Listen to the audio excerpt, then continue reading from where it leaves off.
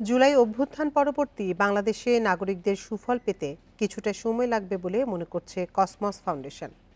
বুধবার বারিধারা ডিপ্লোম্যাটিক জোনের কসমস গ্যালারিতে জুলাই বিদ্রোহের আগে ও পরে মানবাধিকার সংগঠনগুলোর ভূমিকা শীর্ষক এক অনুষ্ঠানে এমনটি জানান বক্তারা। এ সময় কসমস ফাউন্ডেশনের প্রেসিডেন্ট ইফতেখার আহমেদ চৌধুরী বলেন, অন্তর্বর্তী সরকারে মাত্র 6 মাস পেরিয়েছে, এখনই তাদের সফলতা বা ব্যর্থতা নিয়ে আলোচনার সময় আসেনি। গত 16 বছর শেখ হাসিনার সরকার গণমাধ্যমকে নিজেদের মতো ব্যবহার করেছে উল্লেখ করে বক্তারা বলেন, এ সময় স্বাধীনভাবে কাজ করার সুযোগ ছিল না। তবে জুলাই অভ্যুত্থানে তাদের পতনের পর মানুষ স্বাধীনভাবে মত প্রকাশ করতে পারছে বলে দাবি তাদের। আওয়ামী লীগ সরকারের বিচার বহির্ভূত হত্যা, গুম ও বিরোধী মতকে দমনের দায়ে শেখ হাসিনার শাস্তি নিশ্চিত করতে হবে বলে মনে করেন তারা। এ সময় মানুষের অধিকার আদায়ে কসমস ফাউন্ডেশন ও আমেরিকান মানবাধিকার সংস্থা রাইট টু ফ্রিডম বাংলাদেশে যৌথভাবে কাজ করবে বলেও জানানো হয়।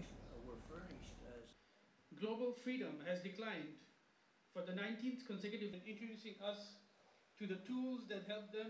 So what happens is that I'll make some constraints as those like ours, Bangladesh, of a civic existence, a decade and a half of fragility. And there is no doubt that the nation. July অভ্যুত্থানের পর অন্তর্বর্তী সরকারের দায়িত্ব নেওয়া অধ্যাপক ইউনূস দেশ গঠনে তার সর্বোচ্চটা দেবেন, এ নিয়ে সন্দেহ নেই। নাগরিকদের এই অভ্যুত্থানের সুফল পেতে কিছুটা সময় লাগবে। বর্তমান সরকারের 6 মাস পেরিয়েছে মাত্র, এখনই তাদের সফলতা ব্যর্থতা নিয়ে আলোচনার সময় আসেনি।